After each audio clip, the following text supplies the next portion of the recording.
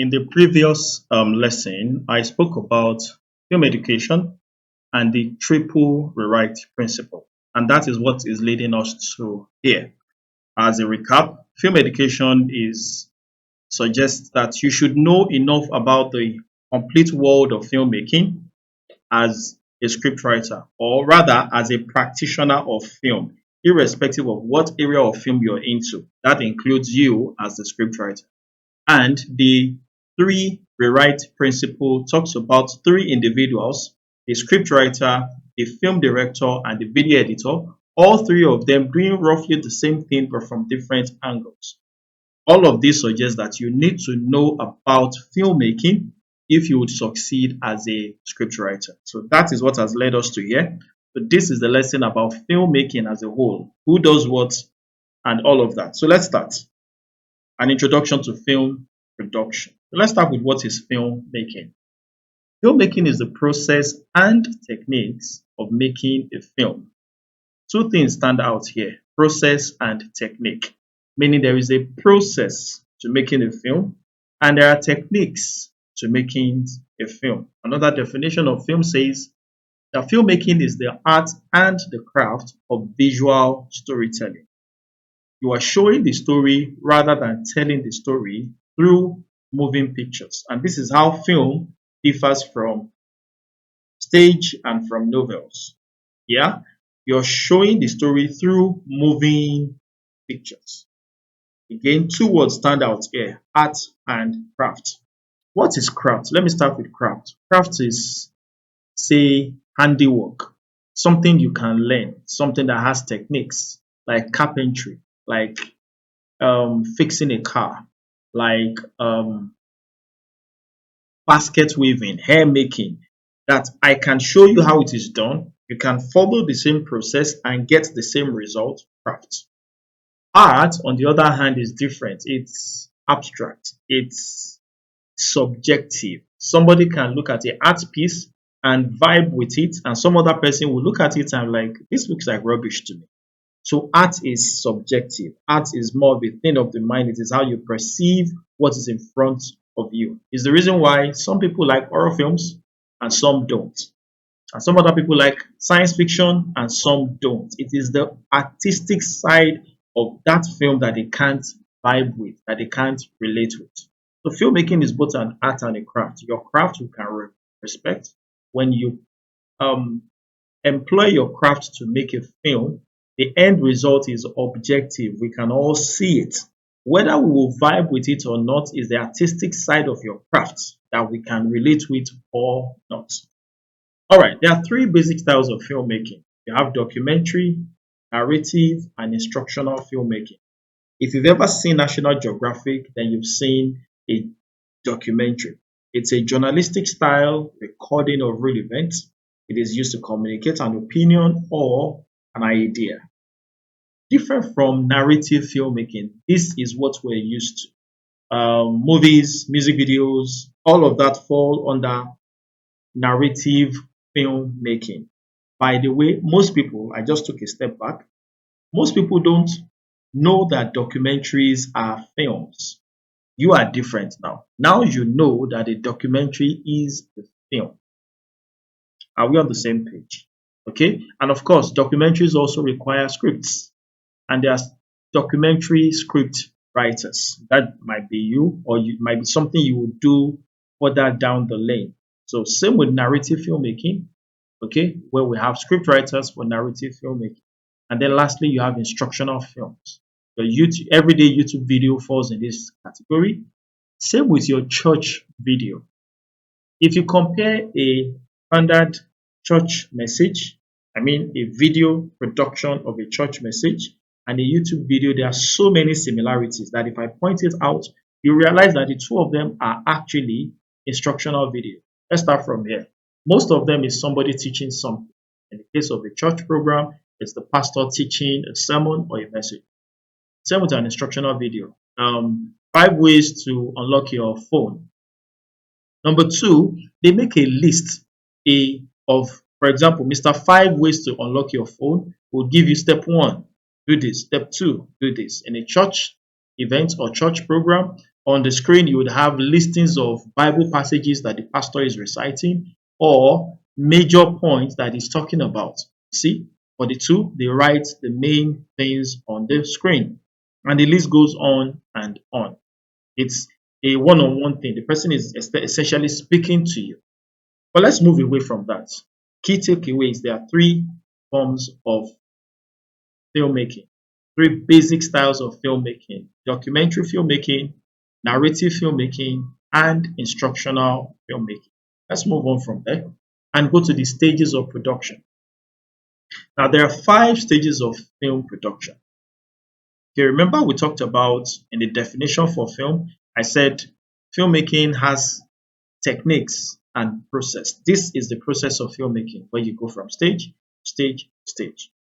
The 5 stages of film production include development, pre-production, the production stage, post-production, and then marketing, and where's my fifth finger? Marketing and distribution. Now, each of these stages has an end result or an end product. And the end result for stage one is the development stage. The end result for stage one is the raw material for stage two being production.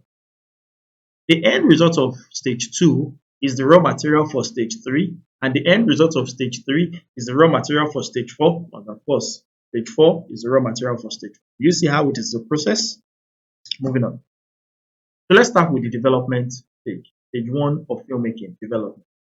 The development stage is where you come up with story ideas. Most times it's either the scriptwriter, the director, or the producer. Funny enough, will be the producer that initiates this stage. The essence of the development stage is to find an idea that can work as a story and develop it up until when you have the script. Let me say that again. The essence of the development stage is to find a story idea that can be made into a film, yeah, and develop that idea up until it becomes a script. That is the development stage, and the end result is the script. How do you know you're done with development? When you have a script. Until you have a finished script, you're not done with the development stage of filmmaking, right? So the end result is the script. There are different kinds of scripts. On the screen right now is a sample of a properly formatted Hollywood script. Okay, it includes all the basic formats you'll find in a properly formatted script. A lot of Nigerian films are not formatted this way. Hold on. Let me make this clear. We have a new set of filmmakers who are coming up on the scene, who are beginning to do great stuff. Okay, different from your regular run-of-the-mill films, either the ones they put on YouTube or wherever. Okay, however, films that goes to the cinemas, films that go to Netflix, Amazon, etc., they are cut from a different cloth. They tend to be much better, better written, shot better, edited in a better way. So the output, the final production value is way higher than your everyday roadside film. Having said that, films that fall in this category, they call it the new Nollywood. Films that fall in this category are still so few compared to the bulk of films we make, such that you can still say that most Nigerian films are quote unquote crap. Okay, it does not remove the fact that there are some well made, well written, well shot, well produced films. However, those films are still in the minority. So when I say, back to the class now, when I say that most Nigerian films are not written properly and well formatted like this, I'm referring to the bulk of films that most of these spiral bound, blue spiral binding film scripts that people pass. Go and check. The formatting is just, let me move on. So this is what a properly formatted script looks like.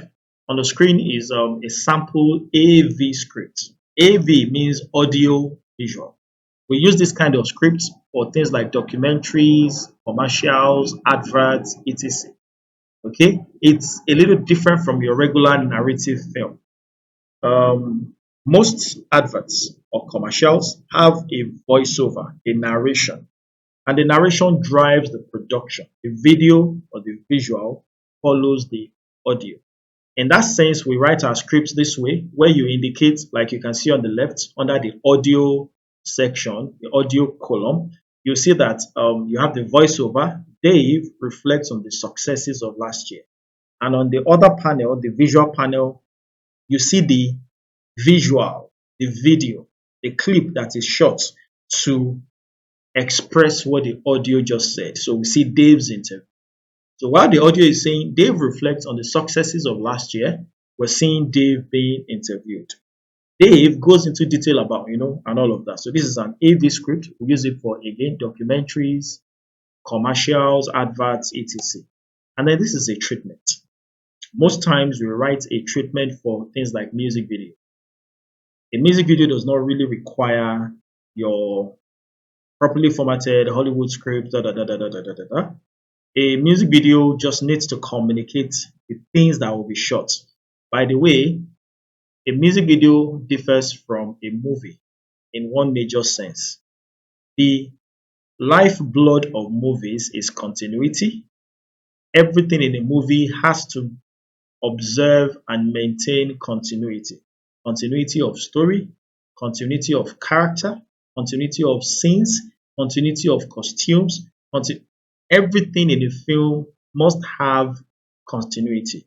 Music videos are the exact opposite. A music video, the lifeblood of the music video is aesthetics. All you're looking for is shooting the best quality, best looking video.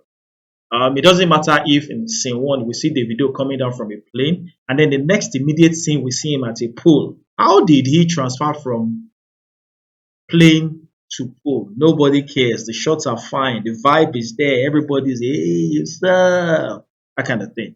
So music videos don't really respect continuity. It goes with the vibe, the aesthetics, and all of that. Movies, on the other hand, is continuity is enshrined in movies. So to write a music video, you don't really need to write it like a movie. All you need is to give a general vibe or idea of the visuals you're going for, and that will fly. And this is a treatment for roughly what we write when we write music videos. Okay, let's move on to stage two. As a recap, stage one, the development stage, the end result is the script. I showed us several samples of scripts.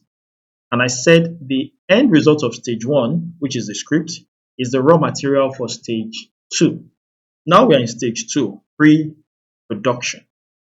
What is the pre-production stage? This is where we prepare for the production. Everything you need to get to make the production work. This is where you identify all of those things and you go ahead to get and procure all of those things.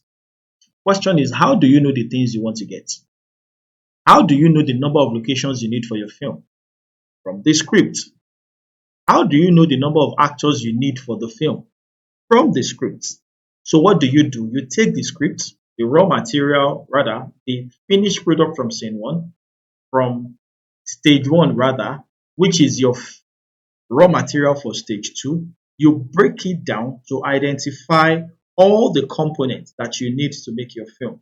By reading through the script, you can identify all the scenes required. So you need a school scene, a pool scene, a classroom scene, a teacher, what's this teacher's office? What's it called? I've forgotten. Where teachers gather in schools. You need that scene, that location. Maybe you need, I don't know, a car. There's a conversation in a car. So you make a list of all the scenes you need and all the locations you need, and then you pass it on probably to the location manager to go and get all of those locations ready for the shoot.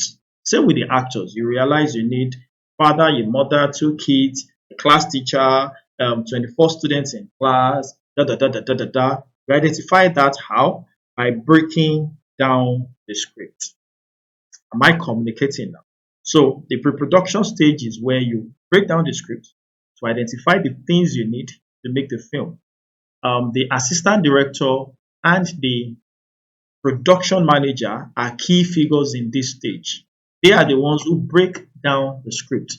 The production manager breaks down the script to get the budget.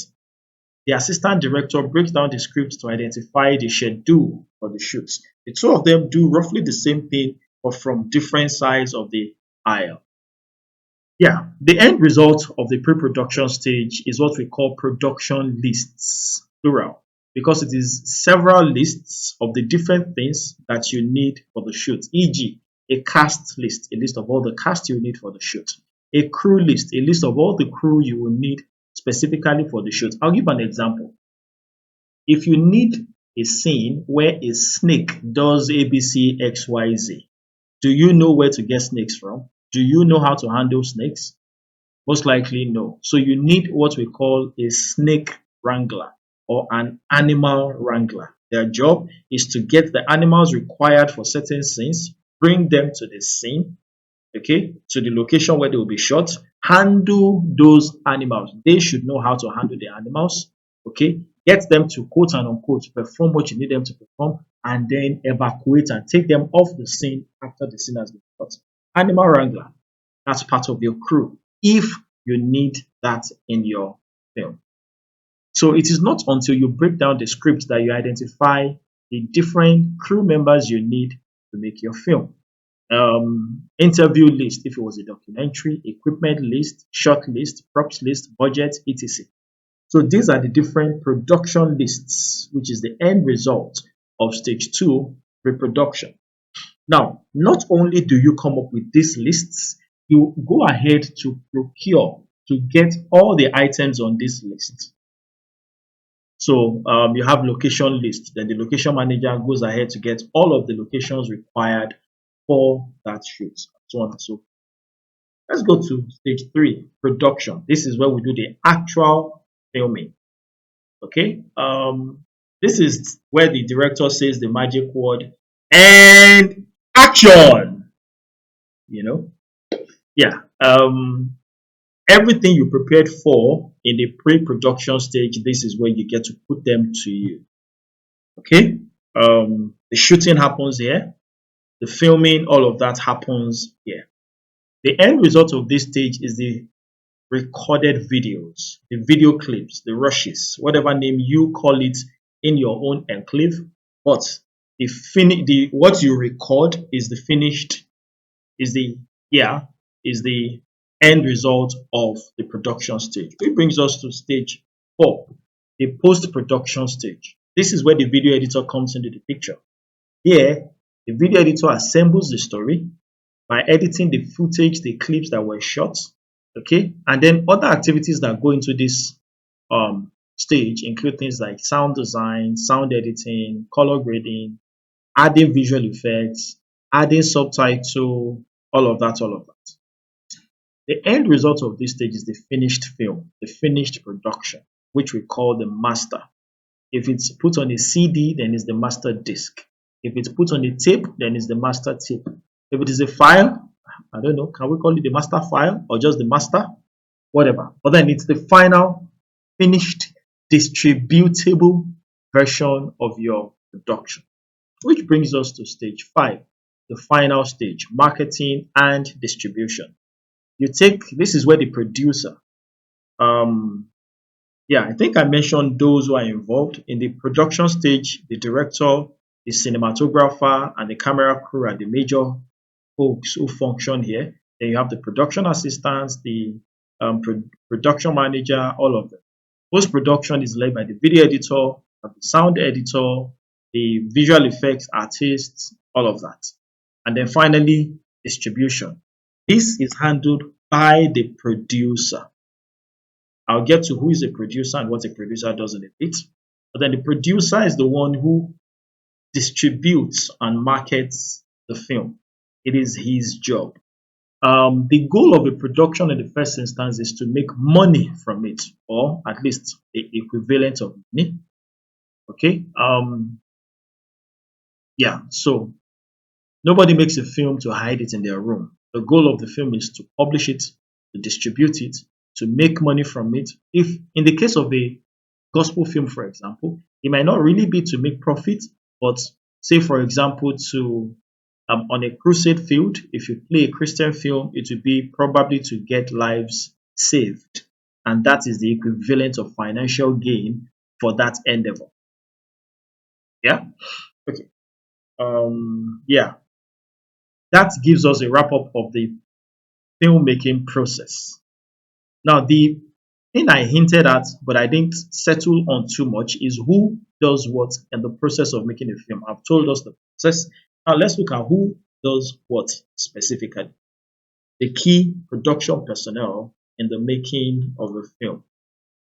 Now, these are the big seven. They are not by any means all of the people you need to make your film, but if these seven roles are filled, you have a good chance of finishing and making your film. So I would say these are like the most important people to making a film. Number one on the list is the producer, the director, the scriptwriter, the cinematographer, the video editor, the production designer, and the sound department, whether the sound recordist or and the sound designer.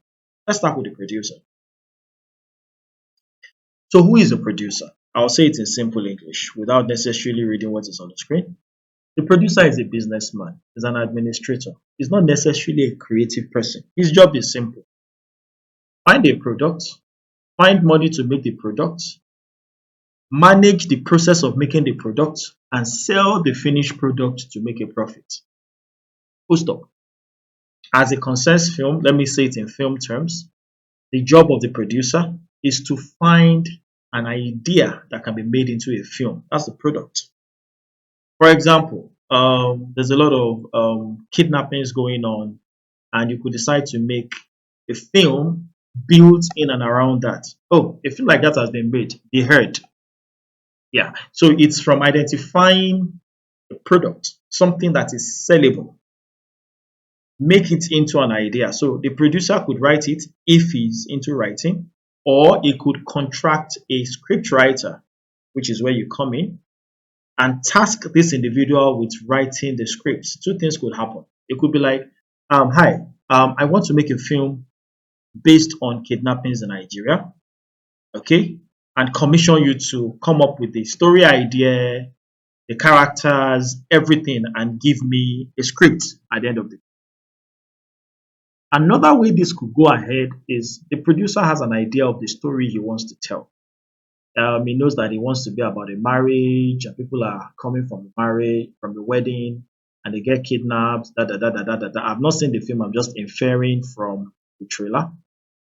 Okay, so I want it to be about ABC XYZ.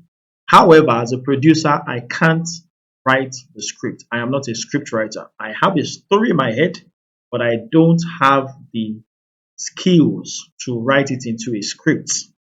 Did you hear what I just said? That means that the fact that you have story ideas does not automatically make you a script writer. Repeat after me. The fact that you have story ideas does not automatically make you into a script writer. A lot of people have story ideas, but they don't know how to write. At least they are honest enough to understand and acknowledge that writing a script is above and beyond my power. Whereas a lot of us would, because we have story ideas or we stumble upon an idea, we arrogate upon ourselves the title of scriptwriter and go ahead to write a sham of a script and call ourselves scriptwriters. But then, hey, at least for those of you who are listening to me, you're here because you're here to learn scriptwriting and perfect your craft. So I don't think you fall in that category. Moving on. So producer has a story idea and he commissions a writer. He will tell you his story idea, and then your job will be to flesh it out, develop it, and make it into a full-fledged script. It could be either of those two. Either I just know what I want to write, I tell you it should be about this, you write it from scratch, or I have a story idea, I tell you the story, and then I commission you to develop the idea into a full-fledged script. So the producer, back to the producer, doing either of the two, either commissioning you from scratch or he gives you a story idea, expects you as the writer to develop it and give him a script based on an idea, a property that he thinks will make money when it is sold. Right? So step one done, we have the script. Step two, producer now finds the money Of course, it is not until you're done with the script that you have an idea of how much it will cost to shoot or to film. Although if you've done this for a while, you have an idea of how much it costs you to make a film. How much did you make the last film for? Maybe 10 million, maybe 12. And as long as you write your script similar to the last one, it should not cost more than between 10 and 12 million. Am I speaking to somebody? Okay, so a producer could be coming from that place, meaning is this script is commissioning you to write is very similar to the last one he made, so he knows how much it will cost. He can start finding the money on time. Or you write the script, sent to him, he likes it, and he now needs to break down the script to identify how much, that's the budget, how much will be required to make the film. When the producer now has a budget, let's say 18 million, his next job is to find a way to raise that money. It could be from, now we call this person an executive producer. New word. The executive producer is different from the producer. Producer is the one that is running the show. Executive producer is the one that bankrolls the show. He drops the money. He is not involved in the day-to-day running and administering and making of the film. It is his money that is working for him. So he either borrows or loans, I think the word is loan, he either loans the producer the money to make the film, or he comes as an investor, meaning he will get a cut from what comes out, the proceeds of the film. Loan, meaning I'm loaning you 10 million, I'm collecting 15 million. Investment means I'm investing 10 million, I will get 60% of the profit, whatever the profit, 70%. The complete profit, I'll collect 70% of it. You see the difference? 70% might be way more than the 15 million that loan I want to collect. However, if it is loan, I loan you money. Whether you make profit or not, I don't care. Give me back my money. However, if I'm investing, if the film does not make profit, I will manage like that. If the film makes profit, however, my reward will be higher. So it depends on the individual. Either ways, the producer raises the funds to make the film. Person who funds the film is called what? The executive producer. Now, there are times when the producer is also the executive producer, meaning he's the one who is funding the film by himself. We're getting this. Okay, but there are two different offices, although the same person can fill those two roles. He could bankroll himself to make his film. That way is the executive producer and the producer at the same time. Good. So back to what a producer does. Producer finds an idea that can be made into a film, finds the money needed to make the film into, make the idea into a film, and then assembles a crew. The first person the producer employs is either the scriptwriter or the film director. These are the two most important persons to the producer. That is minus his own team. A producer might have a team that works with him from film to film to film, which is what is recommended, meaning production manager, an assistant director, and the location manager at the minimum. And these three people would work closely with the producer to help get things required to film. So when I say the director and the scriptwriter are the first two hires, I'm speaking outside of the inner circle of the producer himself. Gary, don't Gary forget about it. All right, moving on. So, if the producer needs the writer to write the story first, then the writer is the first person who is engaged. If there's a script already, then the director is the first person to be engaged. Either ways, writer, director, hired. So, yeah, I remember where I was. So the producer, his job now is to put together a crew, a team to help make the film. Writer, director, cinematographer, and all of the guys. And then he, the producer, supervises the process of making the film. The producer does not make the film. He's not the maker of the film. He doesn't shoot, he doesn't direct, he doesn't do any of those. That is the creative part of filmmaking.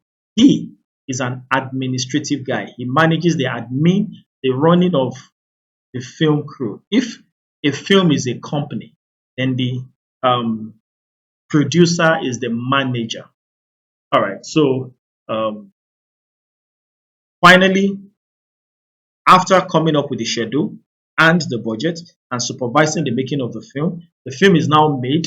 He now, the producer, finds a way to sell the film, to distribute the film in a bid to make profit. If he takes it to the cinemas, make money, he pays the executive producer, whether that be a loan or it's a cut if it's an investor, and then the producer gets to keep the rest. By the way, the producer is the one who tends to gain the most from a film. Let me say that again. The money bag in a film, the person who makes the most money, at least should, is the producer. So if you're going into filmmaking with the mindset of I want to be able to make 10 million, 20 million, 50 million from one film, then you should think like a producer, be a producer by speaking to somebody. All right, moving on. So I think I've exhausted who is a producer and what does a producer do. Next up is the director. The director is the creative lead on the film. He controls the artistic and the dramatic aspects of the film by guiding the crew, the actors, camera, and all of that. His key job is to visualize the screenplay and translate the text on paper to visuals. Big grammar, let me say it in simple English. You give the script to the director. His job is to read the text on the paper, the script, and be watching a film in his head. His job is simple. That film in his head, he has to find a way to translate it to the screen. Whatever it will take, he's reading the script, and from reading the script, he is watching the film in his head. And the job is to transfer the film in his head to pictures, visuals, video on the screen. So he puts together a team, everything he needs to be able to realize that image, that picture, that movie in his head on the screen. He directs the actors, he directs the crew, all of that to achieve his goal. I don't know if that is clear. Let's move on from the director. Oh, one more thing. Now, remember the triple rewrite concept. The director is the second component in that. Who is the first component? You, the writer. Second component is the director. And I don't think I made that point in that video. Let me make it in this video. See, these three people, the scriptwriter, the director, and the film editor, should know roughly the same thing because they do the same thing. They are the three people who write the film. They approach it from different angles, but they contribute to the final product of the film. Everything a director knows, you as a scriptwriter should know it. Everything the director knows, the video editor should know it. Everything the video editor knows, the director should know as much. You, the scriptwriter, should also know as much. And everything you, the scriptwriter, knows, the director should know, the video editor should know. Do you understand where I'm going to with this? So the scriptwriter, the director, the video editor are essentially same person, or rather same craft expressed, having different expressions. Same craft, author, writer, but expressed using different tools, pen or keyboard to write and type. Director as telling the story, translating from text to the screen. Editor, piecing what has been shot by the director together to have the final film that is put on the screen. All right, go back to the director. Now, a director must know these 8 things before they can call themselves a director. 1, a director must understand how to tell a story. A director must understand if a story is working or not. It goes like this. You're a film director, and the producer hires you, and he gives you a script. Like, this is the film we're making, and you read through the script, but you don't have a working understanding of story. How do you know if this script makes sense? Meaning, if you shoot it, if it will make sense as a film or not. How would you know if you don't understand storytelling? You get it now? So the director must first of all understand what storytelling is, how stories are told, the structure of telling stories. He should be a professional storyteller, first of all. So you can see that the director should know everything a scriptwriter knows now. Well, not necessarily everything. He doesn't need to be a scriptwriter, he only needs to be a storyteller. And storytelling is the first craft that you, as a scriptwriter, must master. So, moving on. The director must also know how to direct the camera movements, types of shots, all of that. He should know. Remember, you as a scriptwriter should know everything the director knows, meaning you should know about camera angles, types of shots, how the camera moves, how the camera views the world, all of that. Why? Because it is what you will write in your script. And remember, you are not to write the camera angles in the script, you are to imply them. How can you imply what you don't know of? Tell me. Yeah. So you need to have a working understanding of how a film is shot for you to excel at script writing. I hope you're getting, because you might be wondering, why am I going through that script writing class with Column? What is this extensive learning that we're doing? I'm not planning to be director. Yes, you are half director, full writer, part director. You getting it now? Okay, so a director must know, meaning a scriptwriter must know how to direct the story, how to direct the camera, how to direct performances, meaning a director should understand the craft of an actor. You don't need to be an actor yourself, but minimum attend one or two acting classes and see how actors go about their craft.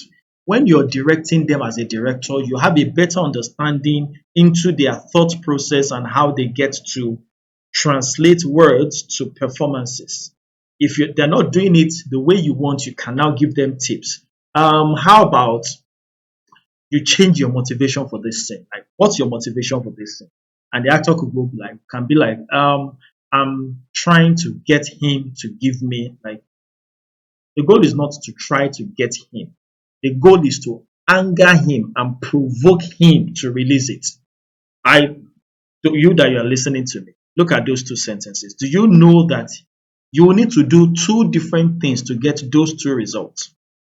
Result one, I'm trying to get him to give me what is in his hand. There's a way you can try to, you can beg, you can plead, can act like, if it's a woman can act like, and like, what's it? And I want that. That might be the way you might go about it if you're trying to get him to give you what is in his hand. Different from if your job is to provoke him, anger him to give you what is in his hand. How you go about that performance is clearly different. So a director knows to understand performances and know how to elicit the best performance from an actor. Okay, so again, the question is, so how does that one concern me as a writer? Am I the one that is directing actors? Yes, you direct actors on paper. When you're writing your script, you're essentially giving the directions to the director on how to direct the actors. Let me say that again. In a well-written script, you as the writer, you are giving the director directions on how to direct the performance of the actor. So if you, writer, don't understand performances, how an actor thinks, if you've not watched movies enough, you don't need to attend an acting class. It won't be a bad idea though. And we have an acting class. You could subscribe to ours. Having said that, you don't have to attend a film school. You don't have to attend an acting class. You only need to watch films. Yeah? Read the script, watch the film, and see how actors translate this text on paper to a performance. And by reverse engineering it, I'll come back to that statement now, reverse engineering, because it is the major thing we do here at Lagos Film School, reverse engineering. Give me a minute. Give me a minute.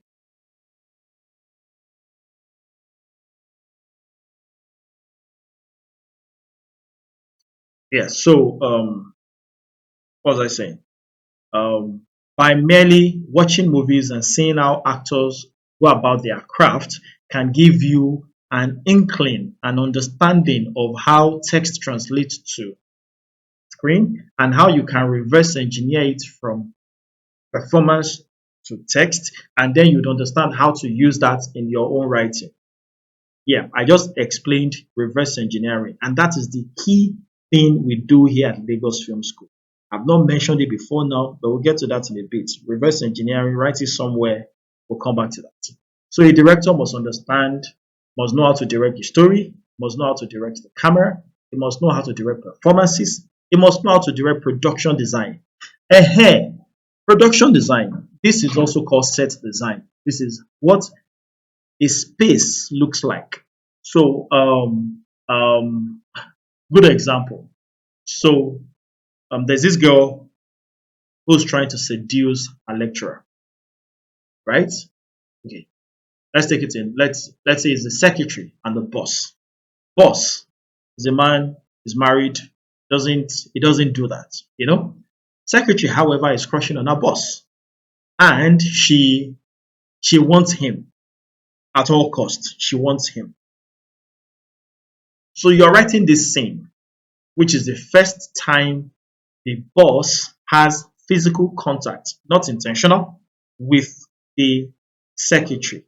And that starts a chain reaction that gets his wiring to get messed up, right?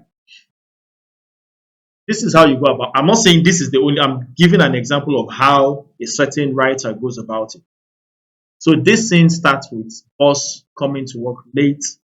Secretary is already in the office, in his office, doing I don't know what, arranging sheets, whatever, whatever, whatever.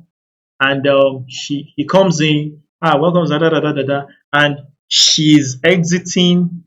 You know, she's behind his desk, so she's coming out from behind his desk towards the door. He's coming from the door towards his desk, and in that small brief instant, their bodies touch and bzzz, sparks. Good. How do you want to write it if the office space is large and the table is in the center of the office and there's no way logically for their bodies to touch? I don't know if you're following this. The most logical way for that to happen is if the office is claustrophobic. I'm speaking big grammar. Like it's small, it's tight. Like there is no way two people can pass, small office space, table in the middle. You can pass here or you can pass here. But the space between table and wall is so small that if two people were to pass, they can't but brush each other's body. Can you picture that in your head? For that scene to work, you must write that scene, the location, the office, to have those details such that the two bodies are forced to rub, and then that starts the chain reaction that you want to happen. It cannot happen if the space is large. Production design. So design is how the locations, the spaces where the action is happening, how they are arranged to make sure that things happen a certain way. Production design. And the production designer or the set designer would not know what to do and how to go about it except you describe it in details. You give them instructions as to how you want this to get done in the scene. Are you getting this now? So you as the writer would have done that. The director takes it up from there and he must know how to direct spaces. So your script has said A, B, C, X, Y, Z. However, the location they got is very big. You indicated that it should be very small. But what the location manager got is a very large space. What does he do? He finds a way to rearrange the space and they will use just a portion of the office and make sure that what they use is still small, although the office be very large. That's the director directing production design or directing the set design. Are you getting it? Are you getting it? All your problems are no say solution, I go. Wait. Or maybe there's somebody here. The solution to your problem is not ego. Raise your hand. Let me see. That's not me. Oh. Me. Or ego is all like ego is enough. Every problem solved. Back to the class. All right. Let me run through the rest. The director must know how to direct the sound. Yeah, somebody asked this question in one of the classes about how do you write sound into your script? Because I mentioned specifically that you should not write camera directions on the script. He is asking if you want a certain music to play at a certain point in the film, how do you go about it? Especially since I've said you should not specifically write camera directions. And I did answer that that applies only to camera directions, does not apply to sound. For sound, you must be extremely explicit. The song, the songer, the singer, the artist, the song title. You could even write the specific lyrics that we hear on the screen, because sometimes the lyrics is what precipitates the action that happens on the screen. And if you don't indicate that, there's no way for the director to know what you intend, and what he will do will probably be different from what you had in mind. So, as much as the director should understand how to direct sound, you as the writer should also understand how to write the sound that will drive the performance you want in your film. And then the edit, which brings us to the third guy. In Yoruba, they call it Arometa Tiokindobeno, the three witches. That's not exactly what it means, but if we look at it that way, like it's in threes. So writer, director, editor, okay, and then we've come to the edit. The director must know how to direct the edit. The writer must understand the edit enough to write for the edit. I'll give a good example. There's something called not a smash cut now, a intercut. You intercut between two scenes. Give an example. So, guy and his wife just finished in the house, and then he sets out for the office. He gets in his car, drives out of the compound, and starts heading towards the office. Wifey, hearing the husband drive out of the compound, picks up the phone and calls her boyfriend. Okay, boyfriend comes to, do the do. As boyfriend gets to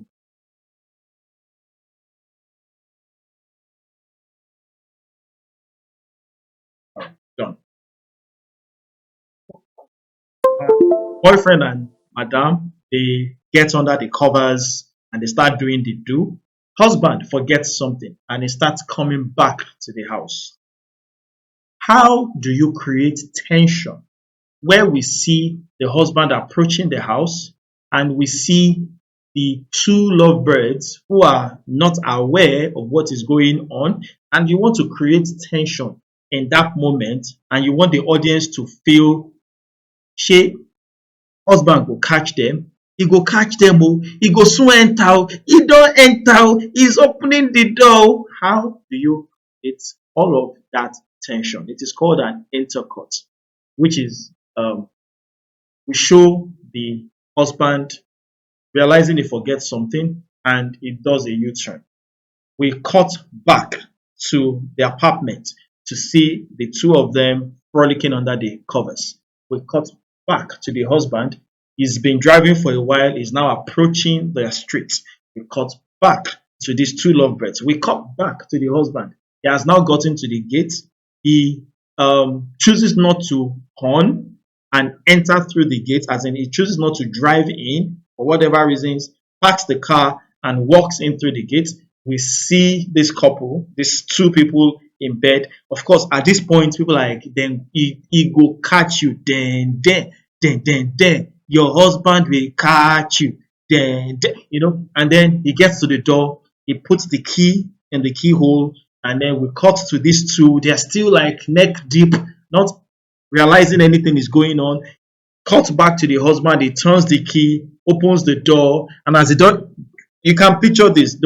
Are you expecting to know where it ends? You watch that in part 2. But you get the idea. That is what is called an intercut. It is first and foremost a video editing thing. But you, as a writer, would need to understand how it works and how it translates onto the screen for you to be able to write it into your script. Am I speaking to somebody? So I hope, because I'm going through this one by one, what a director is supposed to know. And I hope you can see that the writer is supposed to know everything just as much as the director knows. Okay, and then relationships and ambience is none of your business. These are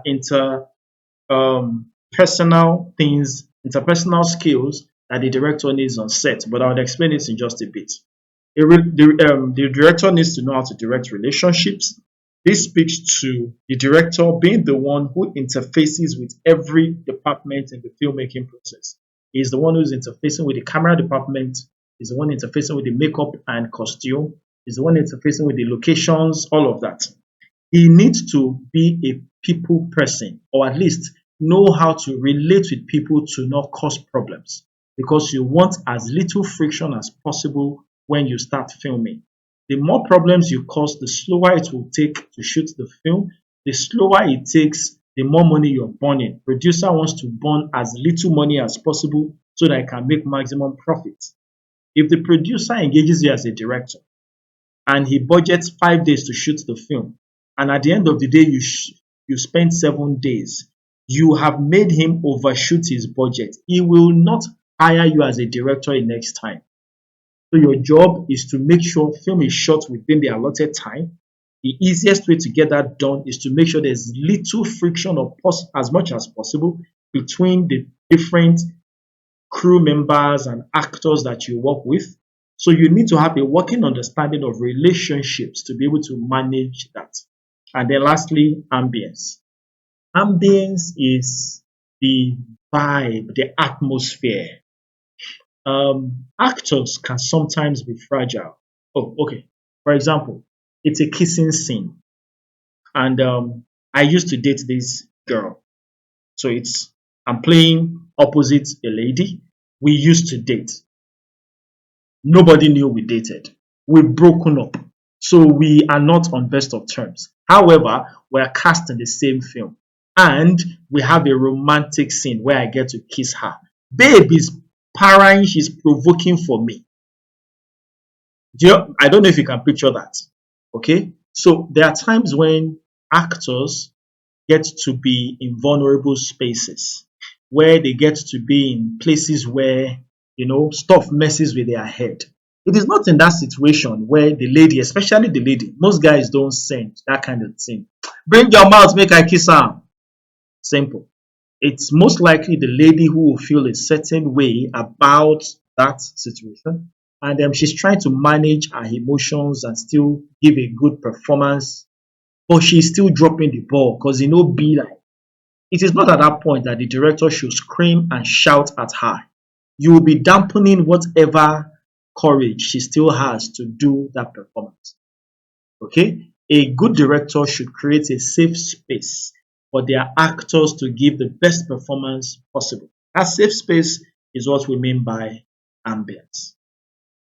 And this is a list of 8 things the director should know how to direct for them to even be able to call themselves a director. And the scriptwriter should know just as much, just the same way that they should know just as much as what the editor is. So with that, I think we should end this video on this note. I'll pick up from this in the next video. Okay, we'll talk about the writing process, what a scriptwriter does, who's a scriptwriter, what is a script, and all of that. See you in the next lesson.